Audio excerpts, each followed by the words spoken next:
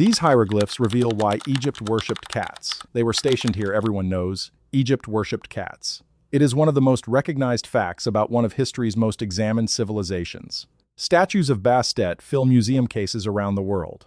Tomb paintings show cats seated beside their owners in positions reserved for beings of consequence. Ancient legal records describe punishments for harming them that exceeded the penalties for harming people. For a long time, the explanation was straightforward. Cats controlled vermin in grain stores. A practical benefit produced a cultural devotion. A useful animal gradually became a divine one. That story is clean, it is logical, and it has been repeated in every introductory Egyptian text for the last 100 years. But that explanation does not account for the glyph. On the carved limestone register catalogued as JE89289, housed in the basement storage of the Cairo Museum, there is a compound hieroglyphic designation applied to the figures of cats throughout the carved scene. This block was excavated from a sealed subsidiary chamber beneath the Saqqara necropolis in 1971 by Dr. Jean-Philippe Lauer, who had spent more than 7 decades working at that site. His field notes, held in the archive of the French National Center for Scientific Research in Paris, describe the chamber as predating the surrounding step pyramid complex, not by years, but by centuries. The block itself shows a construction sequence, not a funeral, not a dedication, a sequence of figures directing the placement of large stone forms using instruments that do not match any known tool in the documented Egyptian archaeological record. And positioned at specific points in that scene, at the entry threshold of each architectural segment shown, are figures of cats, not depicted as pets, not in poses of worship. Depicted in the posture Egyptian scribes reserved for assigned sentinels, the compound glyph labeling those figures does not say sacred. It does not say beloved or divine or protected. The glyph, documented by an epigrapher from the University of Chicago who examined the block in 1973 before its removal from public display, carries a meaning that places it firmly in administrative rather than religious language. The word she identified translates as the ones who are set in place, the ones who remain stationed. The same grammatical construction appears in Old Kingdom administrative texts describing military sentinels assigned to watch over specific territory. The cats on JE89289 were not being honored. According to the glyph that labels them, they had a post. That is what this investigation is about, not about why ancient Egyptians found cats charming, about what function the administrative records describe them performing, where that function appears in the oldest written traditions of 3 separate civilizations, and what those traditions converge on when you read them against each other in their original languages rather than in the versions prepared for public consumption.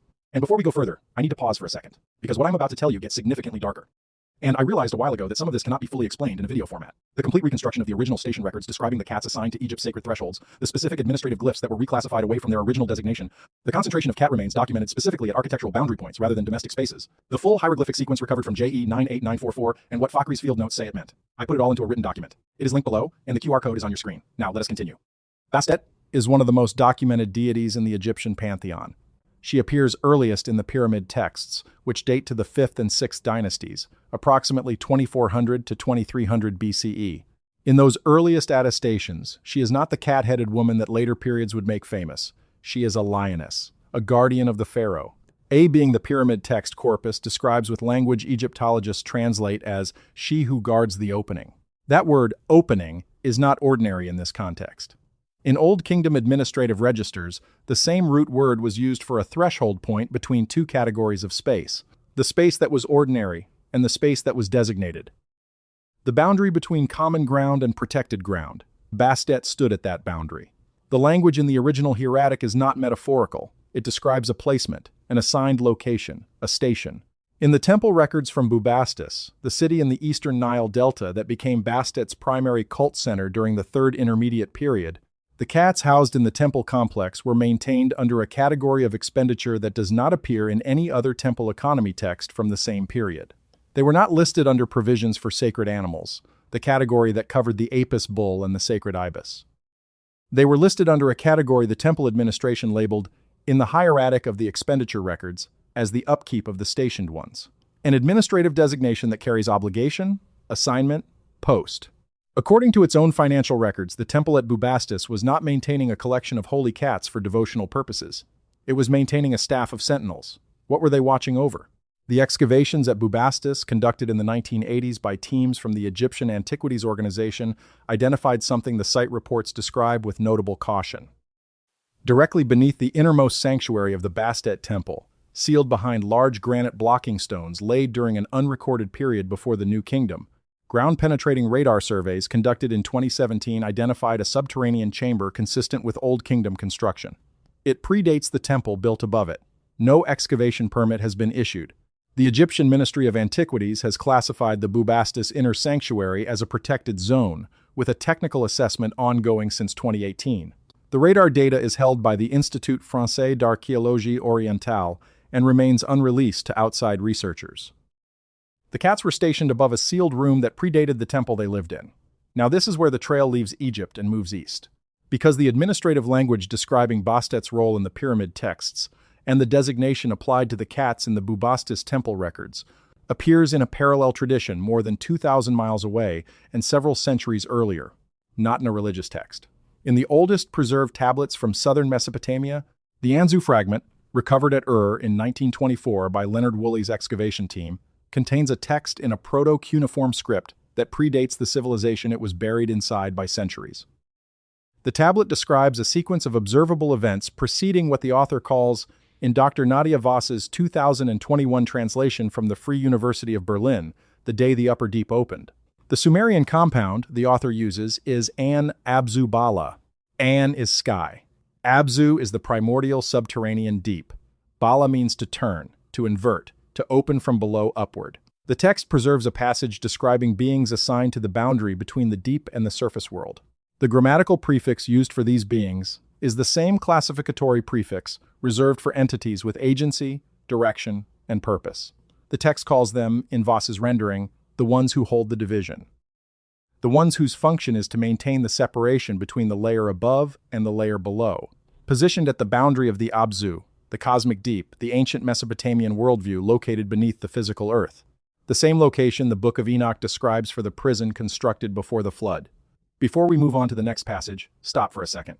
What you just heard about the station function described in the Anzu fragment and confirmed in the Bubastis temple records is the part that changes everything. But it only makes sense when you see it written out next to the original Ge'ez passage from the Axum manuscript. The boundary assignment. The threshold post. It is all in the document linked below. Take 5 seconds, grab it, and come back. What comes next builds directly on it. Link in the description. QR code on your screen. In the Babylonian tradition that emerged from the Mesopotamian foundation, the beings stationed at boundaries took a form anyone familiar with the ancient Near East would recognize. The Lamassu, the Shedu, the great composite guardian figures carved in relief at every entrance to Assyrian and Babylonian palace complexes, described in administrative texts as beings assigned specifically to threshold points. The Lamassu is described in modern literature as a protective spirit placed at entry points to ward off evil. But that description flattens what the original texts say. In the temple records from Nineveh and the palace complex at Dur-Sharrukin, the Lamassu are described with the same language used for stationed personnel. They are not petitioned. They do not receive sacrifices the way other deities did. They are maintained. Their placement is recorded in inventory texts alongside the maintenance of physical structures. The Akkadian word the administrative records use is masartu, which means watchpost, sentinel duty, the assignment of a guard to a specific location. The Lamassu held a masartu at the gate. The temple texts from Babylon describe the purpose of the gate guardians as maintaining the meret, a word appearing in Akkadian to mean the separation between two categories of space. The meret at a temple gate was the maintained boundary between the space where ordinary people moved and the space that contained something else. The Lamassu held the line between two categories of existence. Now, follow this to the Hebrew textual tradition. In Genesis, after the expulsion from the garden, the text records the placement of beings at the eastern entrance. The Hebrew word used is cheruvim, which English translations render as cherubim, a word that modern readers associate with the decorative infant angels of Renaissance painting. That association has almost nothing to do with what the Hebrew text actually describes. In the oldest layers of the Hebrew tradition, the keruv was a composite guardian figure, the same iconographic tradition as the Babylonian Lamassu. Ezekiel's description of the cheruvim in chapters 1 and 10 depicts beings with 4 faces, 4 wings, and feet like polished bronze, stationed around the divine presence and maintaining the threshold between the accessible and the inaccessible. The text describes a specific object beside the cherubim at the garden's entrance, the rotating flaming sword, the Lahat ha-Herev ha-Mithapeket, which turns to guard the way to the tree of life. Genesis 3:24 records this in language that is administrative in character. The word used for guarding in that verse, lishmor, is the same word used throughout the Hebrew tradition for sentinel duty, for the assignment of a guard to hold a specific position, a stationed guard, holding a specific approach to something the text describes as the source of life. And then there is the Enochic tradition, which pulls all of this into focus in a way no other source does. The Book of Enoch is written in the Register of Documentation. Chapter 20 lists the names and functions of 7 archangels, each described with a specific assignment.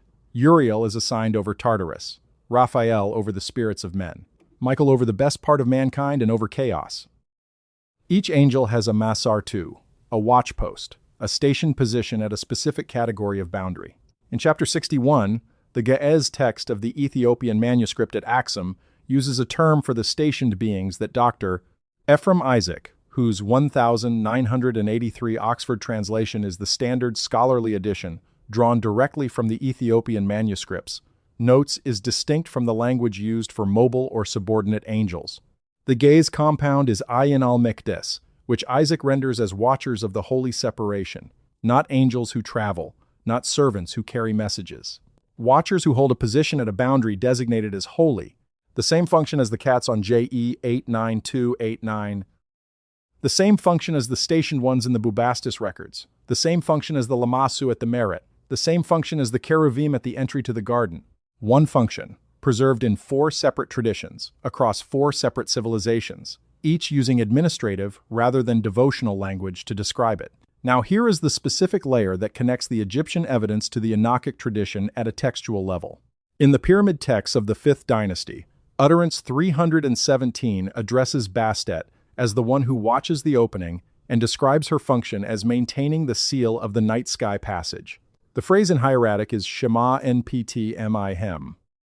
Shema means to keep watch, to maintain a position. PT is sky or heaven. Mihem carries the sense of the place that was sealed. Bastet's function in utterance 317 is not devotional. She is maintaining a seal on a passage point, watching the door of something closed that is supposed to remain closed. In Enoch 1812, the Ge'ez manuscript at Axum records where the watchers were stationed before their fall. They were assigned to the Amadok, the pillars that hold the separation between sky and earth. Their function was to hold that boundary in place. When some of them abandoned that post, the text describes a consequence that reads almost like a structural failure. Something that had been held closed became unstable. Chapters 6 through 10 of the Book of Enoch describe what followed. The Egyptian administrative record describes beings assigned to prevent exactly that outcome. The cats at the threshold of the innermost sanctuary, the guardian at the sealed sky passage, the same post, a different form. Now look at what the hieroglyphs on JE 98944 actually say. The limestone relief fragment excavated from a shaft tomb at Saqqara North in 1954 by Ahmed Fakhri contains a glyph sequence. The official museum registry reclassified in March 1971 as decorative funerary art. But Fakhri's original field notes, held in the IFAO archive in Cairo, describe something different. He uses the phrase "a mechanism of unknown industrial purpose" to characterize what he saw carved in that register. The reclassification happened 17 years after excavation, under a different administration and without new analysis. What Fakhri documented across 3 pages of his notebook, Volume 7, was a determinative attached to the main glyph sequence. A determinative is a classifier symbol indicating the grammatical and conceptual category of a word. Determinatives do not get transliterated. They are the first element lost when a translation moves from the primary source into a published summary. The determinative Fakhri recorded is a seated figure interacting with a horizontal element, a classifier appearing in only one other confirmed location in the entire hieroglyphic corpus, a papyrus fragment from Deir el-Medina in a text describing tools brought to a specific construction site, not a funerary text, an inventory entry. The determinative changes the grammatical category of the entire phrase on JE 98944 from a spiritual act to a physical object being described. Attached to that description is a word appearing 3 times in Old Kingdom administrative texts, referring to devices used at quarry sites, and nowhere in funerary or devotional literature.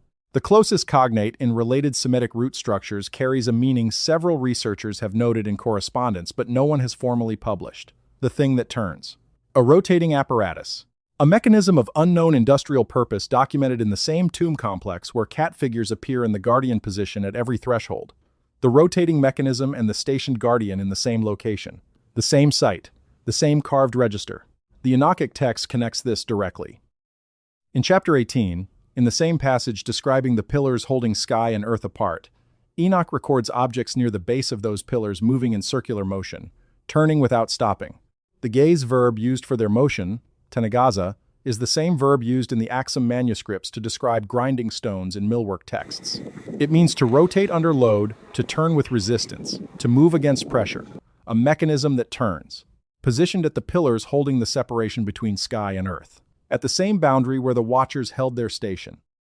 In the palace records from Dur-Sharrukin, the Lamassu stood flanking an architectural feature the construction records from the reign of Sargon II describe as the gate of passage beyond which light does not follow.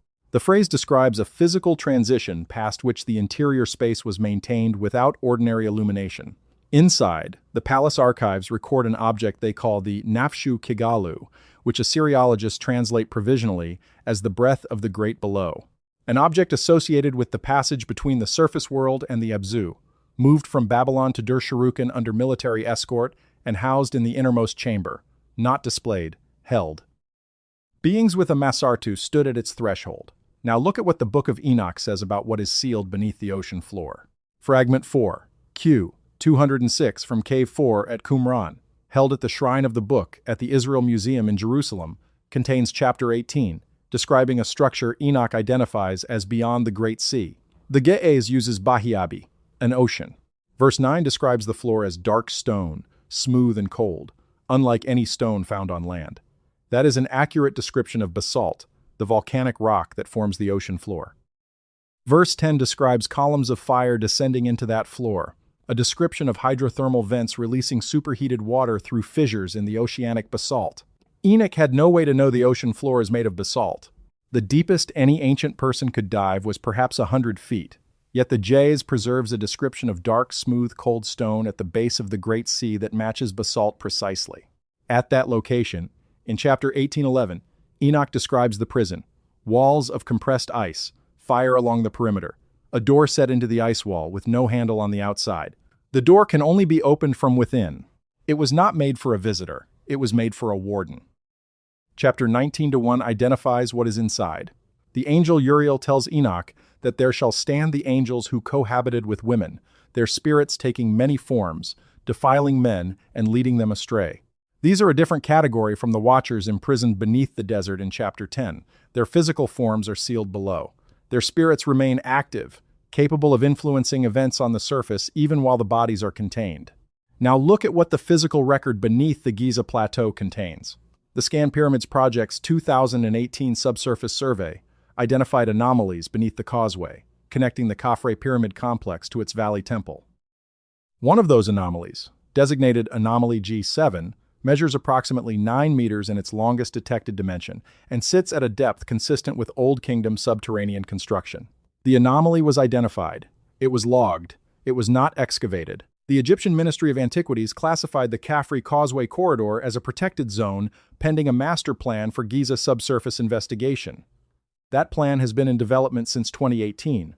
No excavation permits for Anomaly G7 have been granted. The void sits beneath protected limestone that cannot be disturbed without ministerial authorization that has not been issued.